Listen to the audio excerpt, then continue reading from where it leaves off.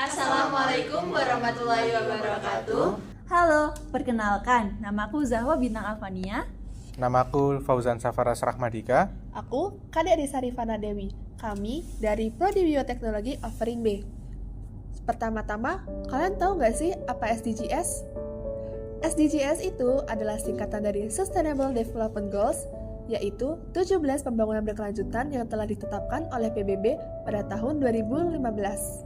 Nah, SDGs yang akan kami bahas yaitu SDGs ke-14, yaitu Life Below Water. SDGs ini membahas tentang pembangunan berkelanjutan, tentang konservasi dan pemanfaatan sumber daya laut atau keanekaragaman hayati yang berada di bawah laut. Kemajuan yang dicapai SDGs 14 memiliki perkembangan pesat, terutama pada terumbu karang. Terumbu karang hampir tersebar di seluruh perairan Indonesia.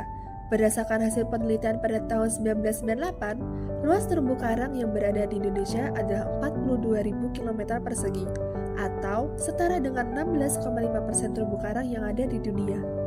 Terumbu karang, sebagai salah satu sumber kekayaan alam yang paling tinggi, memiliki berbagai peranan baik untuk kehidupan alam lautan itu sendiri maupun manfaat bagi kehidupan manusia.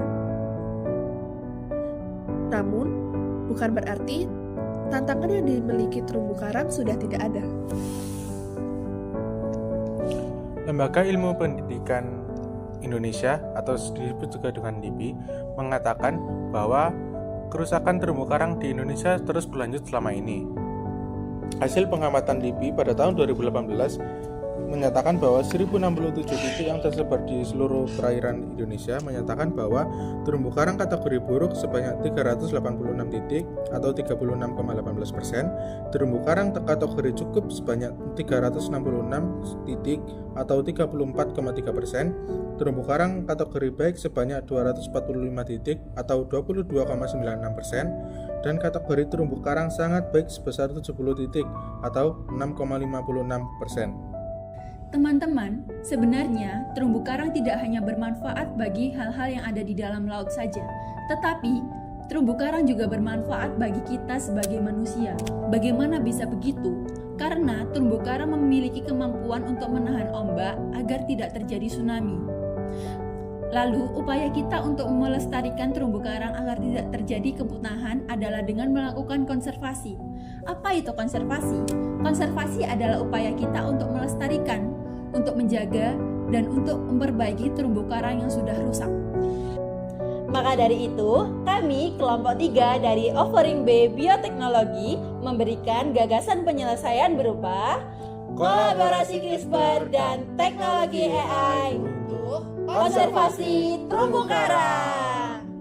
Penentuan penggunaan CRISPR, vitamin, dan teknologi AI sebagai langkah konservasi progresif dalam mengatasi masalah lingkungan ekosistem laut didasarkan pada potensi revolusioner yang membawa pada solusi inovatif.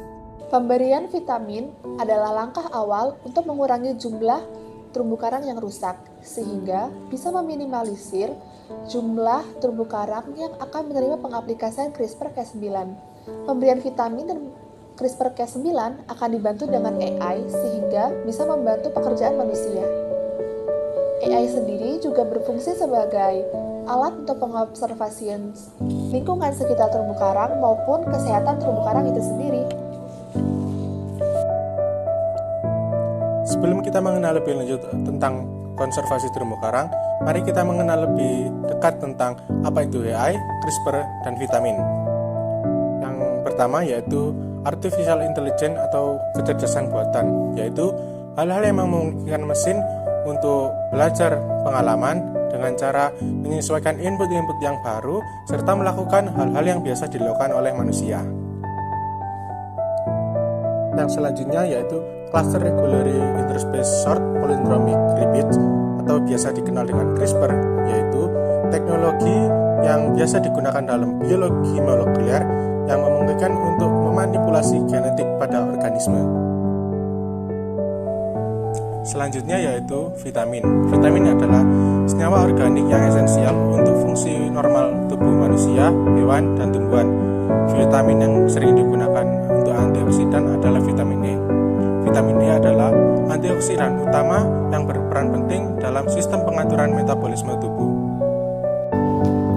Pada solusi teknologi CRISPR yang dibantu dengan teknologi AI, terdapat beberapa tahapan. Di antaranya adalah observasi lingkungan terumbu karang.